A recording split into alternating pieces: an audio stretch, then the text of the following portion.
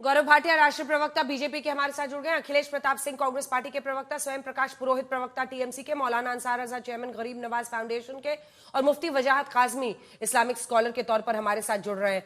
गौरव जी, सीधा आपके पास आते हुए देखिए, कांग्रेस पार्टी का साफ कहना है, दो बिंदु वो कह रहे हैं। एक तो आप उस वक्त जिन लोगों ने यह फैसला लिया कि वंदे मातरम को इस रूप में हमें स्वीकार करना है राष्ट्रगीत के तौर पर, आप उनका अपमान कर रहे हैं, और वो कह रहे हैं कि ये डिबेट आज छेड़कर आप उनका अपमान कर रहे हैं। इस डिबेट की आज देश को जरूरत नहीं है। हमने पूरी लिस्ट दिखा दी है। गृह मंत्री अमित शाह ने अब से कुछ ही देर पहले राज्यसभा में सभापति को ये चिट्ठी सौंप दी है और कहा है कि भाई ये वो नेता है।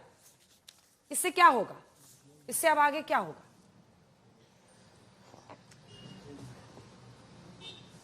देखिए, सबसे पहले तो आज की चर्चा की शुरुआत वंदे मातरम कह के ही करूंगा, और मैं कहता हूं वंदे मातरम हमारा तिरंगा, जनगण मन।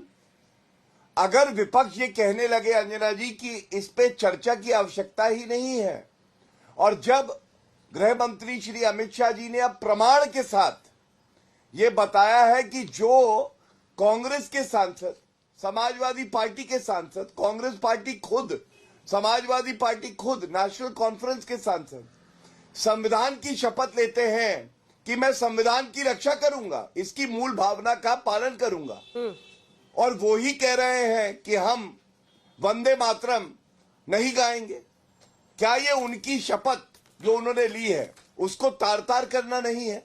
क्या ये संविधान की धज्जियां उड़ाना नहीं है? मैं सबसे पहले तो ये कहूंगा कि जो गृह मंत्री श्री अमित शाह जी ने संसद के पटल पर कहा था, उस वक्त कांग्रेस पार्टी के तमाम सांसद और विपक्षी पार्टियों के सांसदों ने कहा कि आप नाम दीजिए, प्रमाण दीजिए। तो देखिए, अमित शाह जी से जब चर्चा हो रही हो, सबसे गहन अध्ययन कोई करता है तो वो अमित शाह जी हैं। उन्होंने अब नाम दे दिए। अब मैं पूछना चाहता हूं, इमरान मसूद बोटी बोटी वाले, इन्होंने तो कहा ही है कि हम नहीं वंदे मातरम गाएंगे। तो क्या ये उचित है देश के लिए? और उचित क्यों नहीं है मैं आपको बताता हूं, और एक ऐतिहासिक फैक्ट भी देता हूं। कल प्रियंका गांधी वाड्रा को मैं सुन रहा था। प्रियंका गांधी वाड्रा ने कहा कि इस वंदे मातरम में 150 साल का ये जो त्योहार है, पर्व है, महापर्व है, इस पे चर्चा की आवश्यकता क्या है? मतलब कांग्रेस पार्टी के हिसाब से जो हमारे लिए सम्मान, जो हमारे लिए सब कुछ मायने रखते हैं, उस पे चर्चा करने की कोई आवश्यकता नहीं है। दूसरी बात ये बताइए अंजना जी, क्या इस देश में हमें कौन सा सूत्र बांधता है? संविधान बांधता है, तिरंगा बांधता है, राष्ट्रगान और राष्ट्रगीत। इससे बढ़ के तो कुछ हो नहीं सकता है। तो यहां पे तुष्टीकरण करके क्यों आपने जो हमारा राष्ट्रगीत है उसके कुछ अंश हटा दिए? मतलब जिन्ना के दबाव में आप आए। और अभी भी कांग्रेस पार्टी, आप देखिए, कर्नाटका का मैनिफेस्टो उठाइएगा, जिन्ना कहते थे शरिया कानून लागू होगा, आज कांग्रेस पार्टी यूसीसी का विरोध करती है। जिन्ना कहते थे कि धर्म के आधार पर आरक्षण होगा, कांग्रेस पार्टी का मैनिफेस्टो कर्नाटका का। ठीक है, आज अभी वंदे मातरम पर रहते हैं फर्स्ट राउंड में, सेकंड राउंड होते होते इस पर आइएगा। अखिलेश प्रताप सिंह जी, मैं आपके पास आ रही हूँ। और जो गृह मंत्री अमित शाह ने, चूंकि वहां पर जयराम जी ने उनसे नाम मांगा था, तो उन्होंने नाम दे दिए हैं।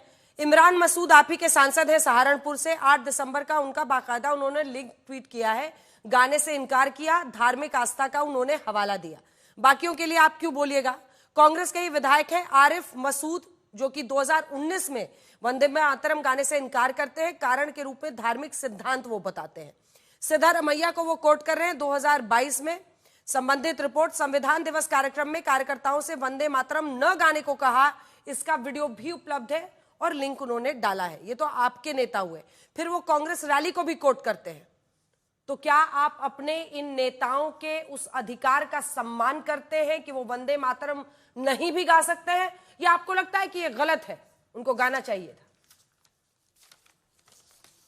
अंजना जी, देखिए, महात्मा गांधी, नेहरू, पटेल साहब, अंबेडकर साहब को अपमानित करते करते बीजेपी के लोग अब हमारे गुरुदेव रविन्द्रनाथ टैगोर और सुभाष चंद्र बोस का भी अपमान करने पे आमदा हो गए हैं। जब वंदे मातरम पूरा हिंदुस्तान गाता था 1905 से लेकर के अब तक, तब अंग्रेज, मुस्लिम लीग, आरएसएस और हिंदू महासभा ये इसका विरोध करते थे, ये नहीं गाते थे। और देखिए कितने मुखौटेधारी हैं ये भाजपाई। अभी एक ही हफ्ते पहले इन्हीं लोगों ने एक निर्देश जारी किया था कि सदन में वंदे मातरम कोई नहीं बोलेगा। आपने बहस भी की थी और ये वंदे मातरम पे बहस कर रहे हैं। ठीक है, बहस करो, लेकिन तुम ही लोग कितने मुखौटे रखोगे कि वंदे मातरम सदन में नहीं कोई बोलेगा। इसके लिए बाकायदे एडवाइजरी जारी की थी बीजेपी की सरकार ने, मोदी जी की सरकार ने। और आज बता रहे हैं जब पूरा देश जंग आजादी की लड़ाई लड़ रही थी तब तो अंग्रेज नाराज ना हो जाएं। हिंदू महासभा के पार्टनर मुस्लिम लीग जिसके गोदी में बैठ के सत्ता का सुख भोग रहे थे वो नाराज ना हो जाए तो ये वंदे मातरम का विरोध कर रहे थे, तब ये उसका आज तक नहीं गाए। अरे भाई, अगर तुम्हें इतना ही प्यार है, मैं कई बार कह चुका हूं पिछले 10 साल में, तो जो संघ की शाखाओं में गाना गाते हो, क्या सदा वत्सले या किस टाइप का कोई गाना, सदा वत्सले इस टाइप का, तुम वंदे मातरम गाना शुरू करो, बदल दो। नहीं, मुझे याद भी नहीं, मुझे पढ़ना पड़ रहा है। मैं कह रहा हूं तुम वंदे मातरम अपना लो ना, चलिए कह दो हम अपना गाना कुछ तो बोलिए ना। शाखाओं में मातरम याद यही नेताओं पे बोल रहा हूं। वंदे सुनिए, मातरम याद है, दूसरी वो भी बात, याद है। आप तोड़ मड़ोड़ के ना रखिए। जयराम रमेश जी ने कहा कि आपके किस नेता ने कब वंदे मातरम का साथ दिया है ये बताइए, और वो बता रहे किसने वंदे मातरम नहीं पढ़ा। अब सुनिए, आपको देखिए, अच्छा ठीक है, इस पर एक जवाब तो बनता है अखिलेश जी। इमरान मसूद पर एक जवाब। अरे आप व्याकुल ना, मैं उसी पे आ रहा हूं। देखिए, आप जो बात पूछ रही हैं, और गृह मंत्री जी ये संविधान नहीं जानते हैं क्या? ये लार बैठे हुए हैं सुप्रीम कोर्ट के। मौलिक अधिकारों में अपने धर्म के अनुरूप चलने की आजादी, उसके परंपराओं को मानने की आजादी हमारा संविधान ही देता है। ये दो तरफी बात क्यों कर रहे हैं बीजेपी के लोग? क्योंकि इन्हें सिर्फ अपने सरकार के विफलताओं से ध्यान हटाना है। ठीक है, गौरव जी, इसका क्या जवाब संविधान ये आजादी नहीं देती है? ठीक है, नहीं, क्या संविधान ये हमारे धार्मिक, वो कह रहे हैं ये देश का संविधान उन्हें इजाजत देता है कि अपने धर्म के आधार पर उनको गीत गाना नहीं गाना है। आप चाकू लगा के तो गवाएंगे नहीं गले में। मैं तीनों बातों का उत्तर देता हूं। तीनों बातें या तो भ्रामक है या गलत है। सबसे पहले देखिए, मैं आपको बताऊं, ये कॉन्स्टिट्यूएंट असेंबली डिबेट 24 नवंबर 1948 की, और आपको मैं एक लाइन पढ़ना चाहता हूं उसमें सेठ गोविंद दास जी ने क्या कहा है। उन्होंने कहा, इसके अलावा हमारा संविधान हमारे राष्ट्रगान के बारे में चुप है। कई मौकों पर हमारे प्रधानमंत्री पंडित जवाहरलाल नेहरू ने कहा था कि राष्ट्रगान के सवाल पर आखिरी फैसला संविधान सभा लेगी, लेकिन लिया नहीं। तो टालम टोली किसने करी? ये है 24 नवंबर 1948 सेठ गोविंद दास जवाहरलाल नेहरू जी को बता रहे हैं कि राष्ट्रगान पे, राष्ट्रगीत पे फैसला क्यों नहीं लेते।